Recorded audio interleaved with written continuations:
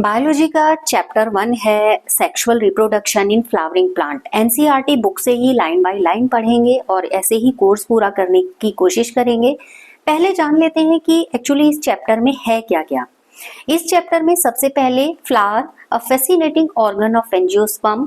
ये हम जानते हैं कि एंजियोस्पर्म्स जो होते हैं वही फ्लावरिंग प्लांट्स होते हैं या फ्लावरिंग प्लांट्स ही एंजियोस्पर्म्स होते हैं। तो हम जानेंगे कि जो फ्लावर है वो एंजियोस्पर्म में एक फैसिनेटिंग ऑर्गन की तरीके से है। दूसरा मेन टॉपिक इसमें रहेगा प्री फर्टिलाइजेशन, यानी हम पढ़ेंगे इसमें निषेचन से पूर्व की जो अवस्थाएं होती हैं उनके बारे में, स्ट्रक्चर एंड इवेंट्स, उसमें क्या क्या स्ट्रक्चर्स हैं और उसके क्या क्या इवेंट्स हैं। फिर हम पढ़ेंगे डबल फर्टिलाइजेशन यानी कि दोहरा निषेचन। साथ ही तीसरे नंबर पर जो टॉपिक रहेगा फर्टिलाइजेशन से रिलेटेड वो रहेगा post fertilization, structures and events. Last one apomixis and polyembryony.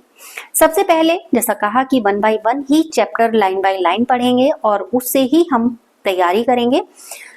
सबसे पहले है are we not lucky that plants reproduce sexually. मतलब क्या हम लकी नहीं है कि प्लांट सेक्सुअली रिप्रोड्यूस करते हैं, यानी कि उनमें लैंगिक जनन होता है।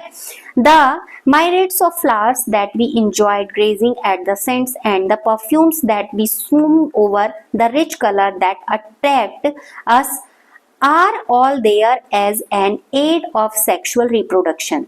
हम बहुत सारे चीजें देखते हैं फ्लावर्स में कि उनमें सेंट होता है, उनमें एक अलग ही फ्रेग्रेंस होती है और बहुत सारे कलर होते हैं जिन कलर की वजह से प्लांट के जो फ्लावर्स होते हैं वो अट्रैक्ट करते हैं। ये बहुत सारी चीजें मिलकर ही इसे क्या बनाती हैं, एक सेक्सुअल एड के तरीके से काम करती हैं किसी भी फ्लावर में। Flower do not exist only for us to be use for our own selfishness. हम फूलों को केवल अपने ही सेल्फिशनेस यानी अपने स्वार्थ के लिए ही यूज नहीं करते हैं, या हम ये कहें कि बहुत सारी चीजें हैं जब हम फ्लावर्स को अलग अलग तरीके से यूज करते हैं। हम एज ऑर्नामेंट्स भी यूज करते हैं, हम उनको सोशल तरीके से भी, एस्थेटिक तरीके से भी या रिलीजियस तरीके से भी इसका यूज करते हैं। All flowering plants show sexual reproduction. A look at the diversity of structures of the inflorescence flower and floral parts shows an amazing range of adaptation to ensure formation of the end products of sexual reproduction, the fruit and seed। जब इनमें sexual reproduction होता है तो sexual reproduction से related एक अंतिम घटना भी होती है, यानी कि एक अंतिम उत्पाद भी बनता है। और जो सेक्सुअल रिप्रोडक्शन का अंतिम उत्पाद बनता है वो होता है फ्रूट एंड सीड। ये इंपॉर्टेंट लाइन है, आप इसको ध्यान में रखेंगे। फ्रूट और सीड सेक्सुअल रिप्रोडक्शन जो कि फ्लावर्स में हो रहा है उसके लिए एंड प्रोडक्ट के तरीके से होते हैं या उस रिप्रोडक्शन के एंड प्रोडक्ट होते हैं। इन दिस चैप्टर यानी कि इस चैप्टर में let us understand the morphology, structure and the process of sexual reproduction in flowering plants means angiosperms. ये चैप्टर में हम क्या क्या पढ़ने वाले हैं, हम मॉर्फोलॉजी पढ़ने वाले हैं, मतलब फ्लावर कैसा दिखाई देता है, फूल कैसा होता है, साथ ही उसका स्ट्रक्चर क्या होता है ये जानेंगे। जो सेक्सुअल रिप्रोडक्शन फ्लावरिंग प्लांट्स में होता है वो सेक्सुअल रिप्रोडक्शन के क्या क्या प्रोसेसेस हैं उसको भी जानेंगे। तो इससे आगे बढ़ते हैं और टॉपिक को यहाँ से स्टार्ट करते हैं। जो शुरुआत थी a fascinating organ of angiosperm, तो वहीं से शुरू करते हैं। Flower, a fascinating organ of angiosperm. Human beings have had an intimate relationship with flowers since time immortal। मतलब सनातन समय से ही, बहुत पहले से ही प्लांट्स के साथ हमारा एक ऐसा रिश्ता रहा है जो कि आपस में हमें कनेक्ट करता है फूलों के साथ। Flowers are objects of aesthetic, ornamental, social, religious and cultural values. Flowers के अलग अलग जो इसके मेन ऑब्जेक्ट्स हैं, यानी फ्लावर्स जिस लिए यूज किए जाते हैं या एज ए ऑब्जेक्ट या जिस भी उद्देश्य से इनका इस्तेमाल होता है, एस्थेटिक होता है, ऑर्नामेंटल होता है, सोशल होता है, रिलीजियस होता है और साथ ही साथ फूलों की कुछ कल्चरल वैल्यूज भी होती हैं। They have always been used as symbol of conveying important human feelings such as love, affection, happiness, grief, mourn, etc. हम अपनी भावनाओं को प्रदर्शित करने के लिए भी फूलों का यूज करते हैं। जैसे हम बहुत खुश होते हैं, जैसे शादी ब्याह होते हैं तो हम फूलों से सजावट करते हैं, तो हम एक हैप्पीनेस को स्प्रेड आउट करते हैं। हम किसी से इम्प्रेस होते हैं तो फ्लावर देकर उसको हम अपनी वो फीलिंग बताना चाहते हैं। साथ ही साथ अगर हम किसी के डेथ पर जाते हैं तो भी हम कुछ पुष्प या फूल लेकर जाते हैं, हम उस समय अपना दुख प्रकट करना चाहते हैं। तो एक फूल के साथ बहुत सारी ह्यूमन फीलिंग्स यहाँ पर कनेक्टेड हैं। तो एनसीईआरटी आपसे क्वेश्चन यहाँ पर पूछता है, list at least 5 flowers of ornament value that are commonly cultivated at in garden. यानी कि 5 ऐसे फूलों की आपको लिस्ट बनानी है जो कि हम यूज करते हैं किसी भी तरीके से, और स्पेशली जिनका हम कॉमनली कल्टीवेशन करते हैं, जिनकी हमारी ऑर्नामेंटल वैल्यूज हैं, उनको ध्यान में रख के आपको वो लिस्ट आउट करने हैं। यहाँ पर एक डायग्राम दिया हुआ है जो कि रिप्रेजेंट करता है एलएस ऑफ फ्लावर को। किसको रिप्रेजेंट कर रहा है? एलएस ऑफ फ्लावर को। तो पूरे फ्लावर का एक बार स्ट्रक्चर हम देख लेते हैं, इसमें क्या क्या होता है।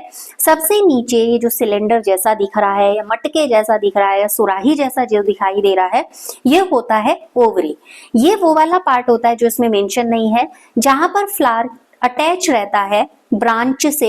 ये थोड़ा सा आपने देखा, ये फ्लावर की एक लंबी सी टहनी होती है, डंडी होती है, जिससे फ्लावर अटैच रहता है, और उसके ऊपर इस तरीके का एक कुशन टाइप का बना हुआ होता है, और इसके अंदर ये इस तरीके का मटके जैसा स्ट्रक्चर होता है जिसको हम बोलते हैं ओवरी। बाहर की तरफ आपने हर फूल में देखे होंगे ग्रीन कलर के लीव्स दिखाई देते हैं, जिन्हें बोलते हैं हम सेपल। सेपल के बाद ये जो ओवरी था, ओवरी आगे बहुत ट्यूब लाइक हो जाता है और ऊपर जाके कीप की फॉर्म में यहाँ पर ओपन हो जाता है। तो ये जो ओपन वाला पार्ट होता है, ये होता है स्टिग्मा, और ये जो लंबा स्टॉक जैसा दिखाई देता है, ये होता है स्टाइल। यानी कि जब पॉलेंस आते हैं तो स्टिग्मा पर गिरते हैं, और स्टाइल के थ्रू वो कहाँ तक पहुंच जाते हैं? ओवरी तक पहुंच जाते हैं। साथ ही आपको ये यहाँ पर बहुत सारे फिलामेंट्स दिखाई दे रहे होंगे, ये सारे फिलामेंट्स ही कहे जाते हैं, और इनके ऊपर ये जो स्ट्रक्चर दिखाई दे रहे हैं, ये बाइलोब्ड स्ट्रक्चर होते हैं, जिनको हम बोलते हैं एंथर। मोस्ट ऑफ जो ये स्ट्रक्चर आप एंथर का देखेंगे, आप बाइलोब्ड ही देखेंगे, और आपके कोर्स में बाइलोब्ड स्ट्रक्चर की ही डिटेलिंग है। फिर रही बात, ये जो रंग बिरंगी पत्तियां होती हैं, बड़ी बड़ी सी, किसी में नारंगी होती हैं, लाल होती हैं, सफेद होती हैं, अलग अलग रंगों की होती हैं, इनको बोलते हैं हम पेटल्स। तो अलग अलग पार्ट क्या हो गए? Ovary, sepal, filament, anther, style, stigma और पेटल। ठीक है, ये पेटल कितने भी हो सकते हैं, अलग अलग फ्लावर पर डिपेंड करता है। अब कुछ रिलेटेड नोट्स इसमें एड ऑन कर रखे हैं, उनको भी साथ साथ देख लेते हैं। सबसे पहले बात करते हैं यहाँ पर फ्लोरिकल्चर की। फ्लोरिकल्चर क्या होता है? It is a branch of horticulture. Horticulture की एक ब्रांच है जिसे फ्लोरिकल्चर कहा जाता है, लेकिन किसको? Which related to ornamental and business purpose flower. किनको? ये उस ब्रांच को कहा जाता है जिसमें हम ऐसे फूलों को उगाते हैं जिनके ऑर्नामेंटल यूज हो, या हम उनको बिजनेस के यूज से या बिजनेस के पर्पस से उनको हम यूज कर रहे हो। तो फ्लोरिकल्चर में वो कई बार पूछता है क्या ये हॉर्टिकल्चर की ब्रांच है, तो ये हॉर्टिकल्चर की ही ब्रांच है, लेकिन किस तरीके के?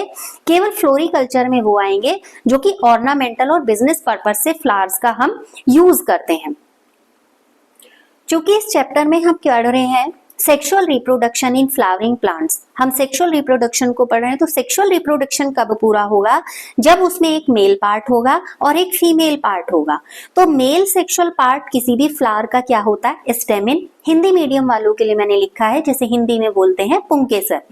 तो किसी भी फूल का नर जनन भाग कौन सा होता है? स्टामेन या पुंकेसर। और female sexual part of flower is carpel, यानी कि जिसको हम बोलते हैं अंडक। Ovule situated in ovary, here female gametophyte develop. अब ये जो ओव्यूल होता है, यानी कि बीजांड जो होता है, वो ओवरी में होता है। जो अभी हमने ओवरी का स्ट्रक्चर यहाँ पर देखा, ये कहाँ होता है? ओवरी में होता है। यहाँ पर ही एग सेल डेवलप होती है। एग सेल यानी कि फीमेल गैमीट यहाँ पर डेवलप होता है, और जब फीमेल गैमीट मेल गैमीट से मिल जाएगा, उसके बाद ही सेक्सुअल रिप्रोडक्शन होगा। अब क्वेश्चन आपके मन में ये राइज हो रहा होगा, तो मेल गैमीट कहाँ से डेवलप डेवलप होता है, मेल गैमीट डेवलप होता है यहाँ पर। जो पॉलेंस होते हैं जो एंथर में डेवलप होंगे उन वो पार्ट क्या होता है, वही पॉलन जैसे यहाँ पर बोला कि स्टिग्मा पर जाएंगे और स्टाइल से होते होते कहाँ पर आ जाएंगे, ओवरी में आ जाएंगे। तब यहाँ पर एग सेल और उसका फ्यूजन हो जाएगा और उसके बाद क्या होगा, फर्टिलाइजेशन स्टार्ट हो जाएगा। यहाँ पर है कि एक जनरल है कि कुछ और फूलों के नाम ढूंढने को कह दिया है इसमें एनसीईआरटी में। Find out the name of 5 more flowers that are used in social and cultural celebration in your family। हम सबके घरों में अलग अलग तरीके से फंक्शंस हम सेलिब्रेट करते हैं, हम बर्थडे मनाते हैं, मैरिज पार्टी करते हैं, या हम पूजा पाठ करते हैं, या हमें किसी का स्पेशल वेलकम करना होता है, या बहुत सारे तरीके हैं फेस्टिवल में हम डेकोरेशन करते हैं। तो वो ये कह रहा है find out the name of 5 flowers that are used in social and cultural celebration in your family। जो आपकी फैमिली में सोशल और कल्चरल सेलिब्रेशन के समय पर यूज किए जाते हैं। Have you heard the floriculture, what does it refers to. आपको बता दिया हमने फ्लोरिकल्चर क्या होता है। फ्लोरिकल्चर हॉर्टिकल्चर की एक ब्रांच होती है और इसमें केवल वही फूलों को हमें लगाना होता है जो हम सजावट में यूज कर रहे हैं या हम कुछ बिजनेस वे से यूज कर रहे हैं। अभी जैसे बड़े बड़ी जगहों पर डेकोरेशन होते हैं तो हम गेंदे के फूल, गुलाब के फूल, चंपा, चमेली, इन बहुत सारे फूलों का हम इस्तेमाल करते हैं, तो वो फ्लोरिकल्चर के अंतर्गत आए। फिर है to a biologist, flowers are morphologically and embryologically marvels and the site of sexual reproduction। ये कह रहा है कि अगर आप एक जीव वैज्ञानिक की तरीके से देखें या बायोलॉजी के तरीके से समझे, बायोलॉजिस्ट के तौर पर समझें, तो फ्लावर्स मॉर्फोलॉजिकल और एम्ब्रियोलॉजिकल मार्वल्स के तरीके से होते हैं। ये वही वाले मार्वल मीनिंग लगा सकते हैं आप जो हम जनरली मार्वल मीनिंग समझते हैं, gems type of marvels. Okay, तो flowers are morphologically and embryologically marvels and site of sexual reproduction. कई बार ऑप्शनल में बहुत सिंपल क्वेश्चन है बट पूछता है कि किसी भी प्लांट में वो कौन सी साइट है जहां पर सेक्सुअल रिप्रोडक्शन होता है। तो flower is the site where sexual reproduction completes. ठीक है, यहाँ पर ही सेक्सुअल रिप्रोडक्शन होगा, कहां पर, फ्लावर में। In earlier classes you have read the various parts of flower. आपने अभी भी हमने पढ़े, अलग अलग पार्ट हैं, ओवरी, सेपल, पेटल्स वगैरह हमने पढ़े। ठीक है, will help you recall the part of typical flower.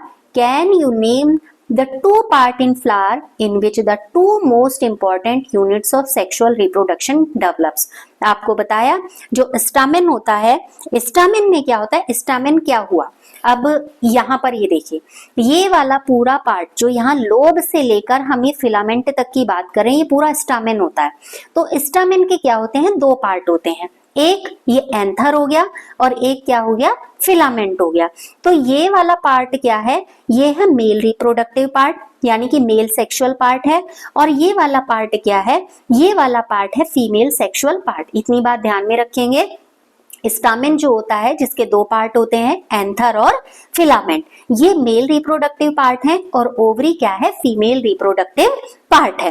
अब जब ये रिप्रोडक्शन हो रहा है तो रिप्रोडक्शन होने के लिए गैमेट्स के फ्यूजन होने चाहिए, और उन फ्यूजन के लिए कुछ इवेंट्स यहाँ पर होते हैं, जिसमें सबसे पहले प्री फर्टिलाइजेशन है। यानी कि देखिए, कोई भी फेज जब कंप्लीट होती है, कुछ भी काम जब पूरा होता है तो उसके अलग अलग फेजेस होते हैं। सपोज मैं ये वीडियो रिकॉर्ड किया, मैंने इस रिकॉर्डिंग से पहले का एक फेज था जब मैंने इससे रिलेटेड प्रिपरेशन की, हाउ टू रिकॉर्ड। अब मिडिल जो फेज आई है उसमें ये प्रोसेस में है कि वीडियो रिकॉर्ड हो रहा है, और उसके बाद की फेज क्या होगी, जब वीडियो रिकॉर्ड हो जाएगा और अगर उसमें मुझे कुछ एडिटिंग करनी होगी तो मैं उस एडिटिंग के साथ इसको क्या करूंगी, अपलोड कर दूंगी। तो 3 पार्ट हुए किसी भी प्रोसेस के। जब हम उस प्रोसेस के बारे में सोचते हैं और जब वो प्रोसेस में आता है या इवेंट प्रोसेस में आता है, और जब वो प्रोसेस कंप्लीट हो गया होता है, तो ऐसे ही फर्टिलाइजेशन के भी 3 पार्ट होंगे। अभी हम पढ़ रहे हैं प्री फर्टिलाइजेशन, यानी कि वो वाला पार्ट जब फर्टिलाइजेशन अभी शुरू होना है, शुरू हुआ नहीं है लेकिन प्रिपरेशन हो गई है उसके शुरू होने की, उसको हम बोलते हैं प्री फर्टिलाइजेशन। ठीक है, इसमें हम क्या पढ़ेंगे, प्री फर्टिलाइजेशन में हम पढ़ेंगे स्ट्रक्चर्स एंड इवेंट्स, कि क्या स्ट्रक्चर हैं और कैसे उसमें इवेंट्स यहाँ पर होते हैं। Much more the actual flower is seen on a plant, the decision that the plant is going to flower has taken place. Several hormonal and structural changes are initiated which lead to the differentiation and further development of the floral पेरिमोर्डियम। यहाँ पर क्या होता है, जब pre fertilisation होता है तो several hormone and structural changes होते हैं।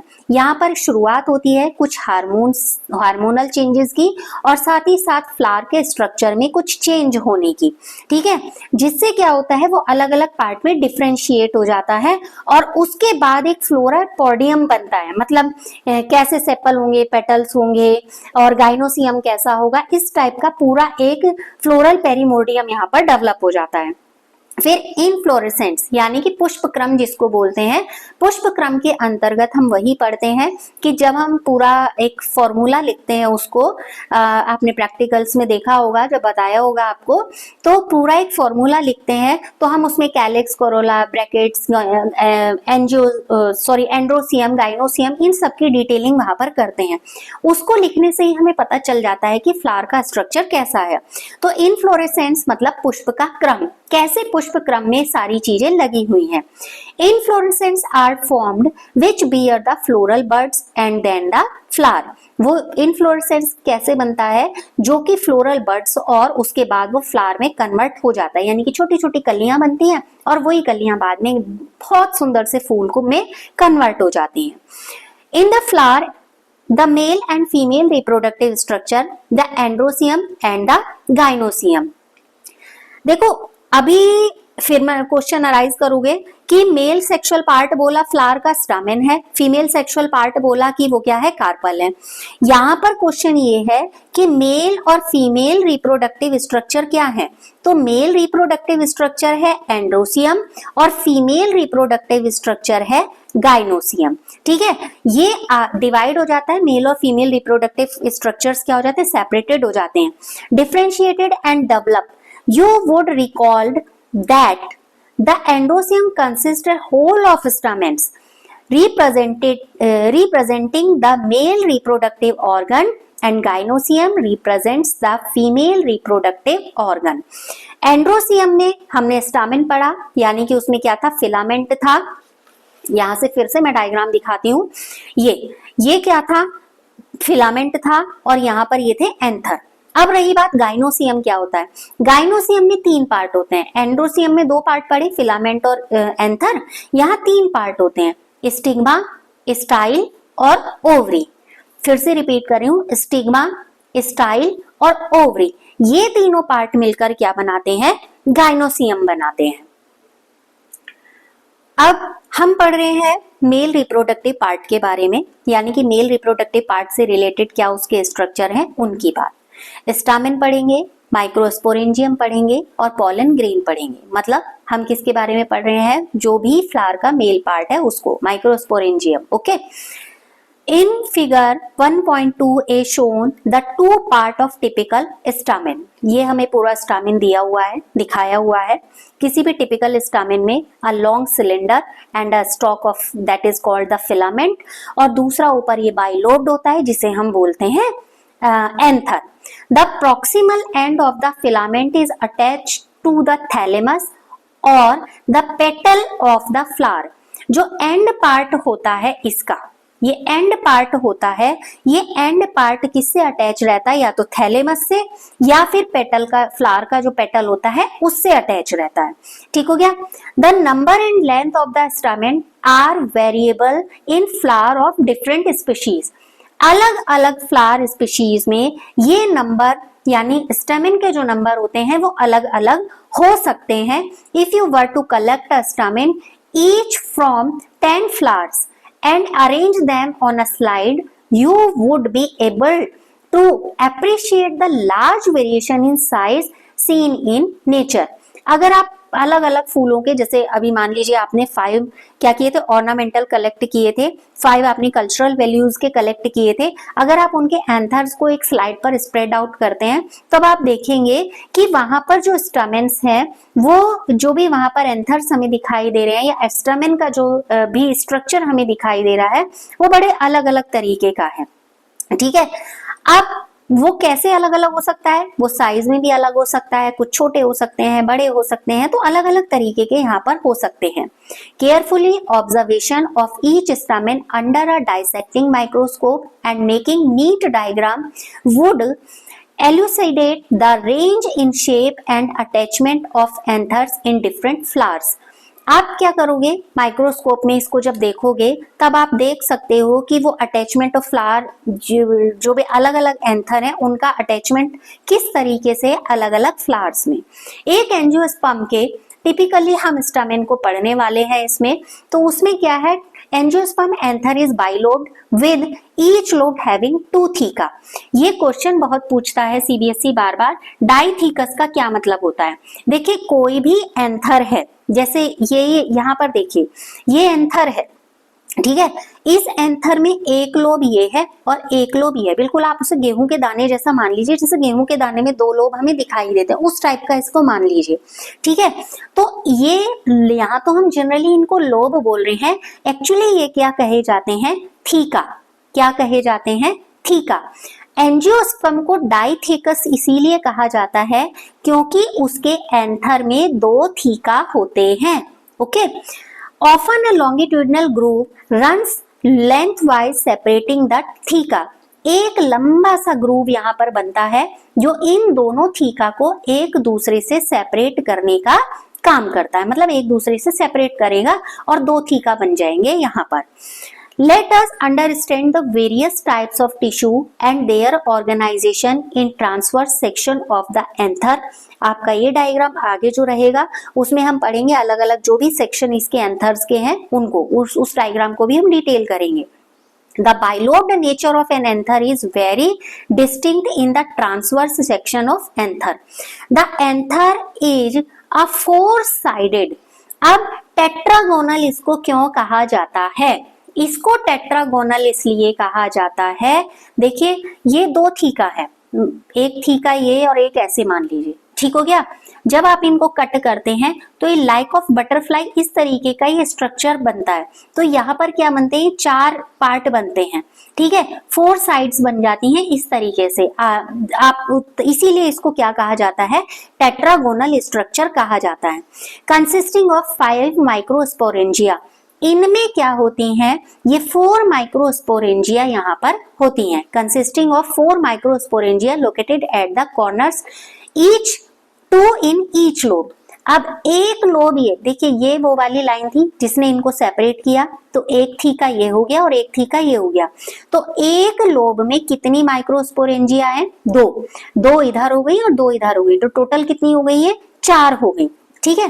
The microsporangia develop further and become pollen sac. ये फिर से डेवलप होती हैं और डेवलप होने के बाद ये किस में बदल जाती हैं, पॉलन सैक में बदल जाती हैं। आप यहां से देखिए ये वाला सेक्शन था, इसको हमने ट्रांसवर्स कट किया। जब हमने इसको ट्रांसवर्स कट किया तो ये देखिए एक बटरफ्लाई जैसा स्ट्रक्चर दिख रहा है, जैसा मैं यहाँ दिखा रही थी, बटरफ्लाई जैसा स्ट्रक्चर दिख रहा है।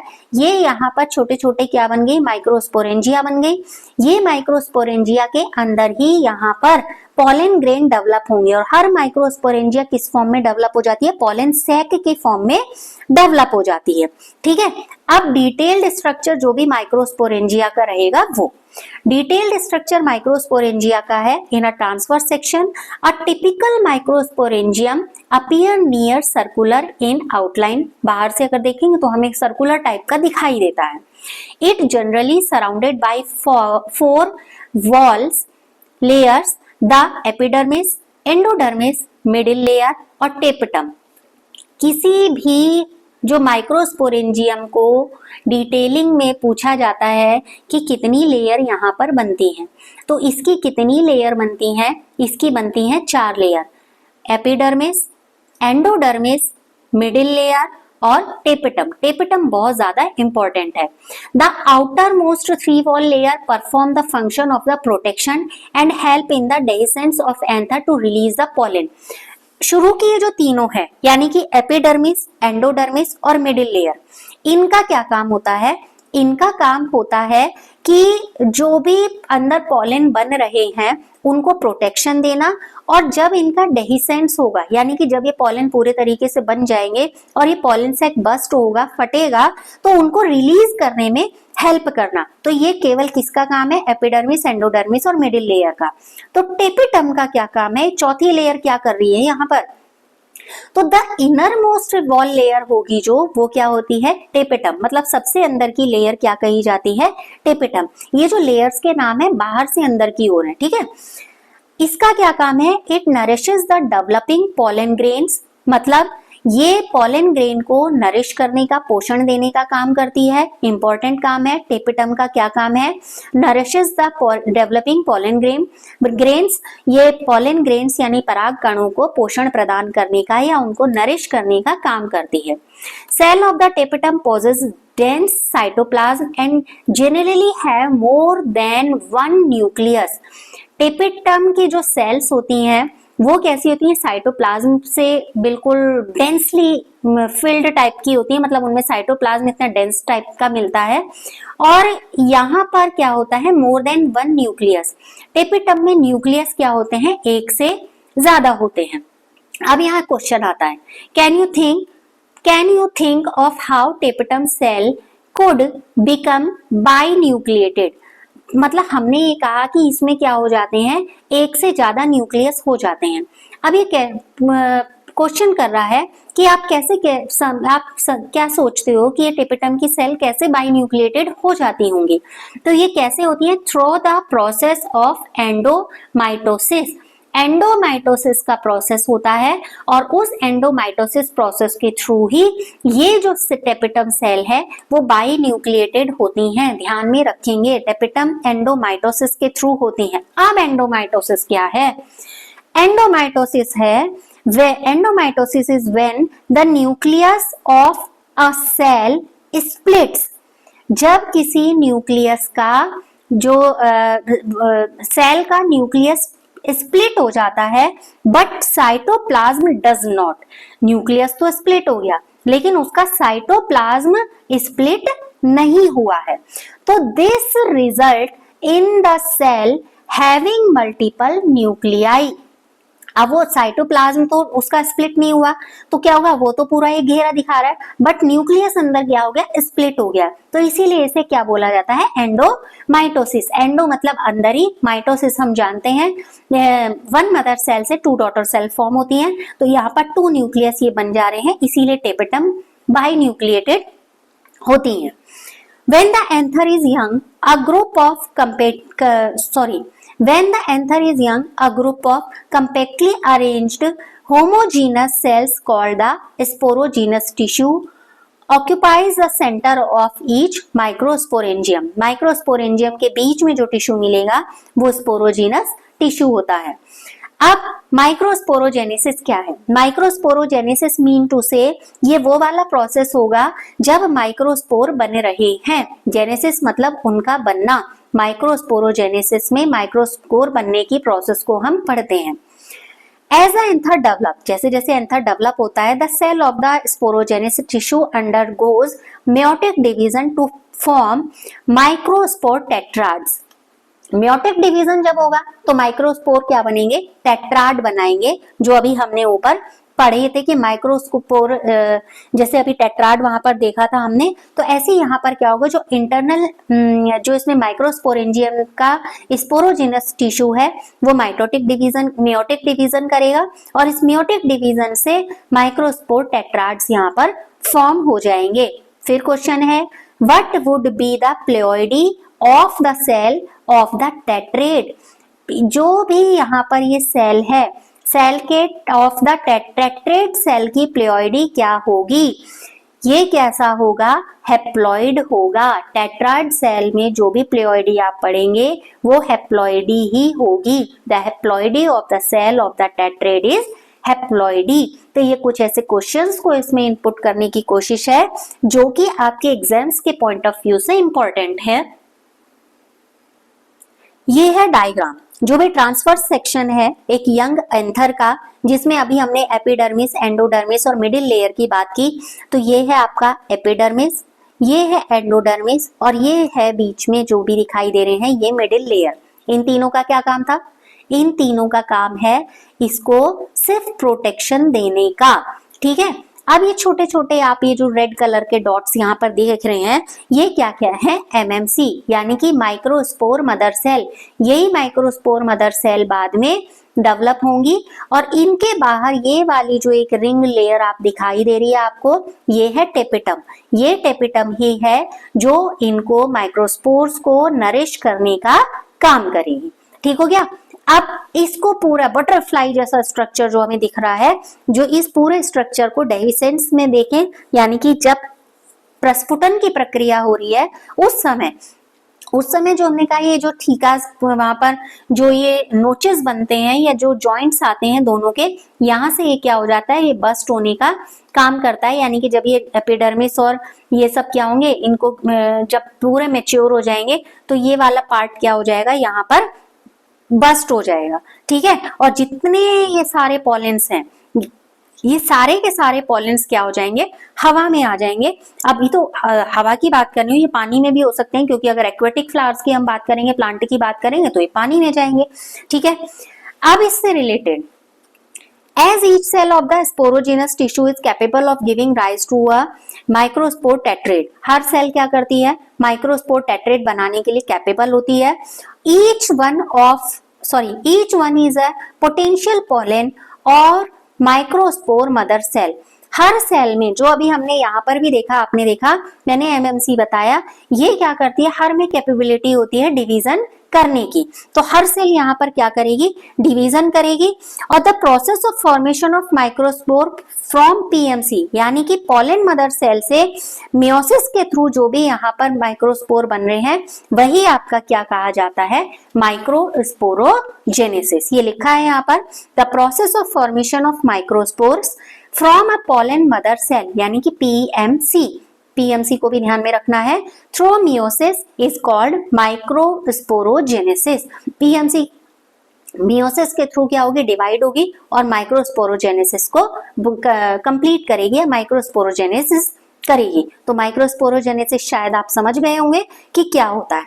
The microspores as they are formed and arranged in a cluster of 4 cells, microspore tetrads. जब ये 4 सेल के उसमें बन जाते हैं तो टेट्रेड्स बनाते हैं।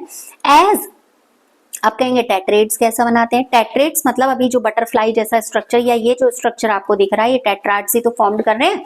ठीक है, तो ये बाद में क्या करेंगे, माइक्रोस्पोर्स क्या करेंगे, इसी तरीके, ये तो हमने स्पोरेंजियम का देखा कि स्पोरेंजियम 4 उसमें कन्वर्ट हो जा रही है। ठीक है, 4 माइक्रोस्पोरेंजियम बना रही है।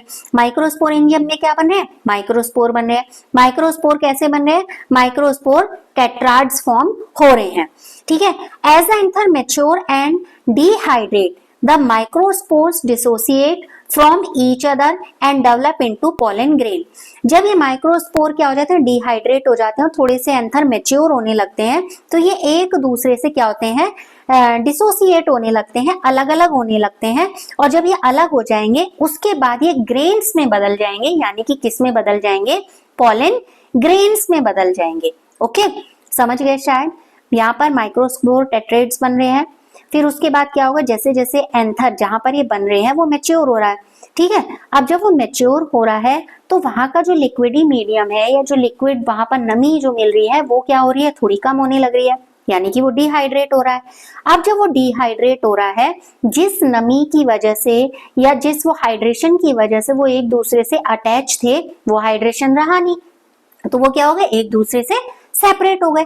और जब वो एक दूसरे से सेपरेट हो गए उसके बाद ही ये अलग अलग तरीके से पॉलन ग्रेन्स में डेवलप होने शुरू हो जाएंगे।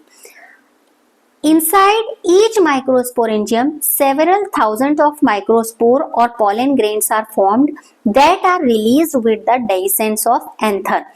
एक माइक्रोस्पोरेंजियम में मतलब हजारों यहाँ पर माइक्रोस्पोर्स या पॉलेंस ग्रेन्स बन रहे हैं, और जब डेहिसेंस होगा तब ये क्या आ जाएंगे, उस स्पोरेंजियम से बाहर आ जाएंगे। अब पॉलन ग्रेन क्या आ रहा है, pollen grain represent the male gametophyte.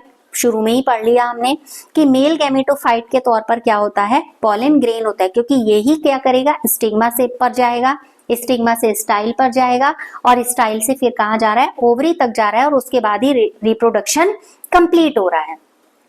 If you touch the opened anther of hibiscus or any other flower, you would find deposition of yellowish powdery pollen grain और योर फिंगर। कभी आपने छुए ही होंगे, जो गुड़हल के फूल होते हैं यानी हिबिस्कस जो होता है, पीले पीले ऊपर जो बीच में सिलेंडर जैसा ऊपर निकला हुआ होता है, तो अगर आप उसको टच करेंगे तो येलोइश पाउडर निकल आता है, हाथों पे लग जाता है, तो वो येलोइश पाउडर ही क्या है, वो पॉलन ग्रेन है। अब आप समझिए कितने छोटे ग्रेन्स होते हैं।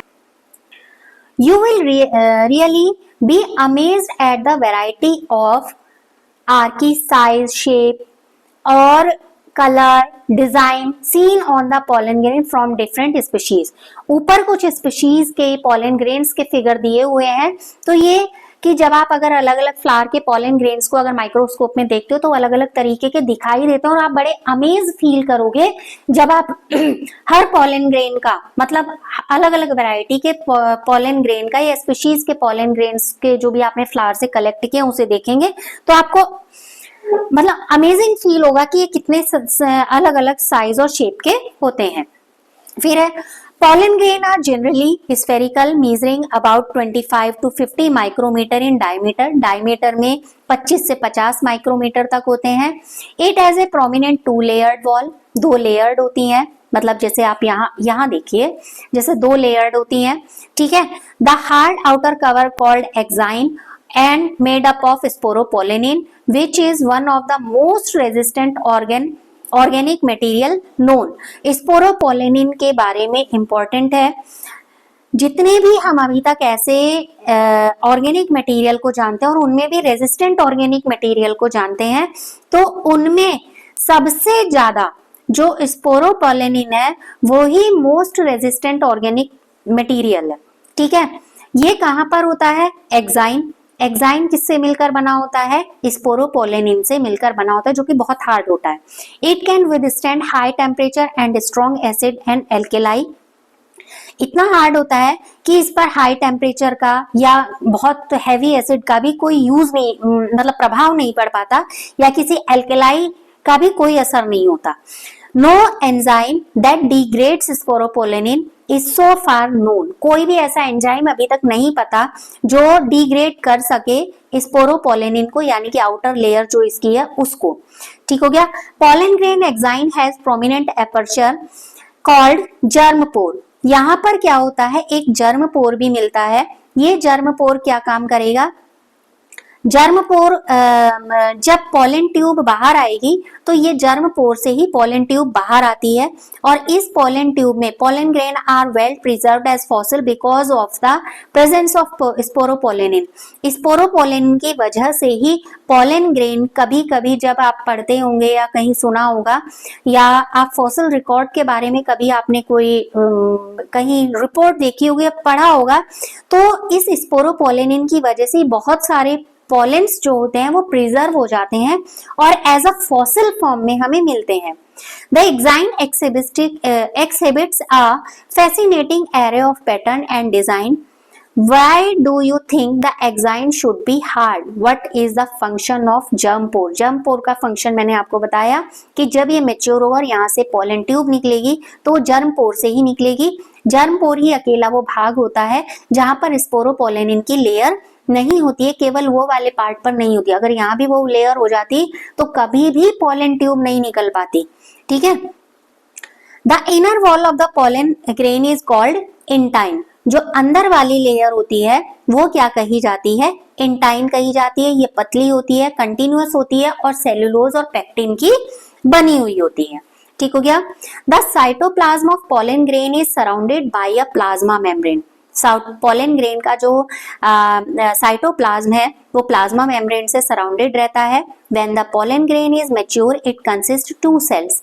यहाँ पर आप देखिए जब पोलन ग्रेन मैच्योर हो जाता है तो ये 2 सेल में बदल जाता है। जो एक सेल बड़ी होती है और एक सेल क्या होती है? छोटी होती है। जो बड़ी सेल होती है वो वेजिटेटिव सेल होती है और जो छोटी सेल होती है वो जेनरेटिव सेल होती है, और ये साइटोप्लाज्म में फ्लोट करती रहती है। मतलब इसके आसपास क्या करती है? Generative cell is small and float in the cytoplasm of the vegetative cell. इसमें क्या करती रहती है? यहाँ पर तैरती रहती है, फ्लोट करती रहती है, ठीक है। फिर फिर आपका it is spindle shape with dense cytoplasm and nucleus in over 60% of angiosperm pollen grain are shed at 2 celled stages. ये क्वेश्चन आपने पढ़ा है, नहीं पढ़ा है तो आप इसे ध्यान में रखेंगे। 2 सेल्ड स्टेजेस एंजियोस्पर्म में यही होते हैं जब एक वेजिटेटिव सेल और एक जेनरेटिव सेल बनती है। In remaining species the generative cell divide mitotically to give rise to male gamete before pollen grain and shed 3 celled। 3 celled कब होते हैं? जब ये जेनरेटिव सेल क्या हो जाती है, डिवाइड हो जाती है, तो 1 2 3, तब ये 3 सेल्ड स्टेज कही जाती है। और 2 सेल्ड कब कही जाएगी? जब केवल ये 2 में वेजिटेटिव और जेनरेटिव सेल में ही डिवाइड होगी। ठीक हो गया।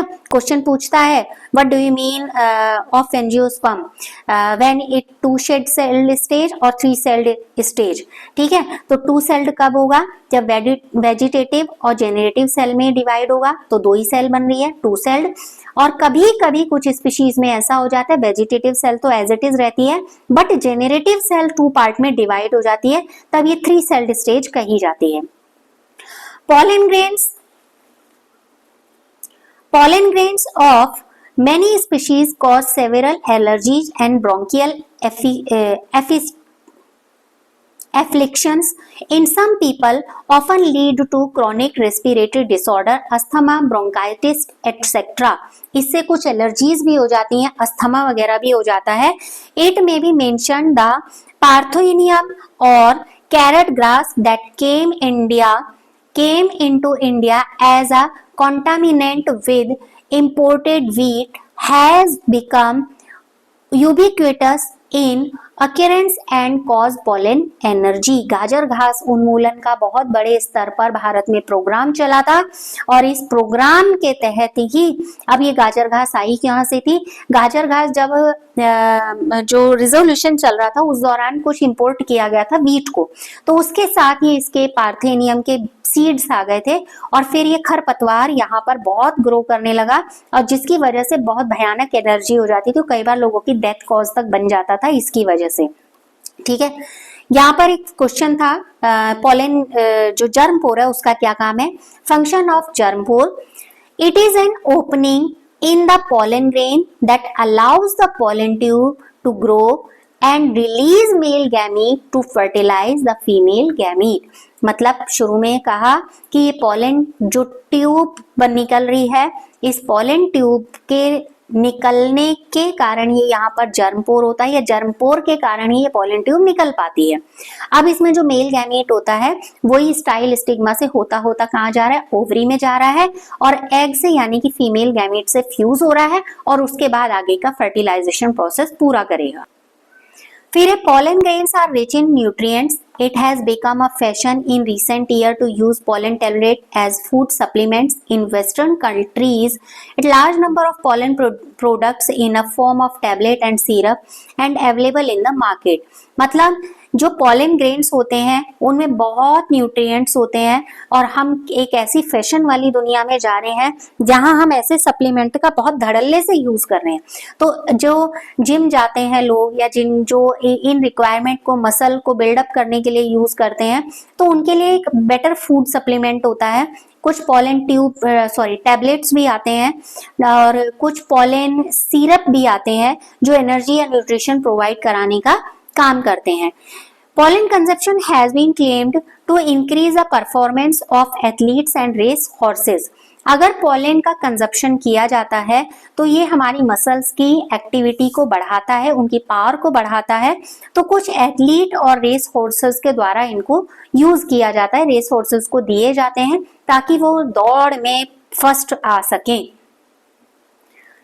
When once they are shed, pollen grain have to land on the stigma before they lose viability if they have to bring about fertilization। इनको कहाँ जाना होता है? जब तक कि अपना जीवंतता या वाइबिलिटी या वाइटलिटी को खोते हैं, उससे पहले इनको फर्टिलाइजेशन के लिए स्टिग्मा तक जाना होता है। How long do you think the pollen grain retain viability? हर स्पीशीज के अकॉर्डिंगली इनकी जो पीरियड है वो अलग अलग होता है। कुछ केवल 10 मिनट तक ही ठीक रहते हैं। जैसे कुछ एग्जांपल हैं, the period of which pollen grain remain availability is highly variable and so extend depend on the prevailing temperature and humidity. कुछ क्या होते हैं, बहुत लंबे समय तक रहते हैं ठीक, और कुछ की डिपेंडेंसी उस पर निर्भर करती है कि टेम्परेचर और ह्यूमिडिटी कैसी है। In some cereals such as rice and wheat pollen grains loss viability within 30 minute of their release. जब पॉलन ग्रेन रिलीज होता है उसके लगभग 30 मिनट के बाद ही ये वायबिलिटी खो देते हैं। किसके बीच? राइस और व्हीट के, ठीक है। मतलब राइस और व्हीट के पॉलेंस जो हैं वो क्या करते हैं, 30 मिनट तक ही ठीक रहते हैं। अगर वो उतनी देर में वहां पर स्टिग्मा तक पहुंच गए हैं तो फर्टिलाइजेशन करेंगे, अदरवाइज नहीं करेंगे।